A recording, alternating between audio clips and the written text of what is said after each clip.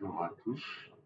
Je suis en train de préparer une méthode de calibration des spectrophotométriques pour les analyses de médicaments. Alors, selon la méthode que j'utilise, le procédé me recommande de faire usage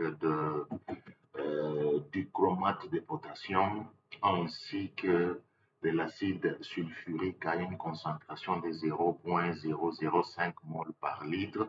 Voilà l'acide sulfurique que j'utilise. Certainement que vous pouvez très bien voir. Il est concentré à 98%, ce qui fait qu'il faudrait faire un peu de calcul pour dans ma préparation d'un litre que vous avez vu de l'autre côté, que je puisse obtenir au moins une concentration dans laquelle j'ai 0,005 mol par litre d'acide sulfurique dans lequel j'aurai à mélanger avec les potassium du chromate ou du chromate de potassium en français. Et après, je dois faire la calibration, comme je vous ai déjà dit, de spectrophotométrique, parce que maintenant, là, je dois faire l'analyse des pyrazinamides, qui est sous la forme solide, comprimée. Alors, bien avant, je dois me rendre compte que les équipements que je suis en train d'utiliser sont de très bonne qualité. Alors, étant donné que mon acide sulfurique n'a pas cette concentration, donc ça m'a juste demandé que je fasse usage de quelques calculs, sachant vraiment la masse molaire de l'acide sulfurique. Vous devez aussi connaître la densité de l'acide sulfurique ici concentré, et c'est sur base de ces données que je me suis servi donc à savoir quelle est la quantité, quel est le volume que je dois prélever dans cet échantillon d'acide sulfurique concentré à 98% pour que je fasse une préparation dans un litre dans laquelle j'aurai une concentration de l'acide sulfurique à 0,005 mol par litre. Alors, observez, je crois que je reviendrai pour un peu vous donner des petits détails, comment nous y sommes arrivés. Tout à l'heure, là, je vais d'ailleurs vous faire montrer les potassium dichromate ou les dichromates de potassium que je suis en train d'utiliser. Donc, je vais très bien faire le calcul pour que ma concentration soit vraiment celle qu'il faut pour que je fasse un peu de calibration, que tout ce que je suis en train de faire puisse être un peu dans les limites, quoi. Observez et je viendrai vous dire quoi de plus. Merci.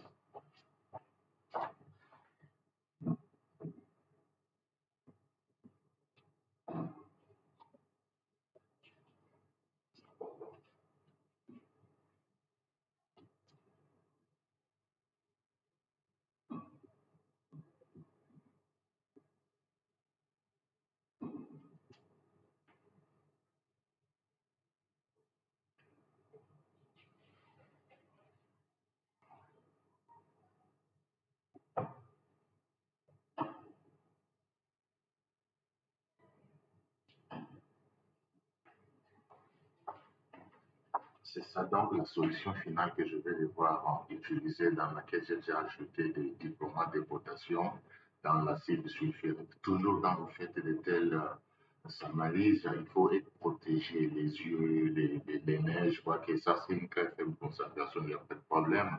Et après, je mets gants, donc prendre toujours des précautions, on ne sait jamais. L'acide sulfurique, c'est un acide très très fort, alors il faut prendre toutes les mesures possibles pour éviter voilà, pour éviter tout ce qui peut arriver là.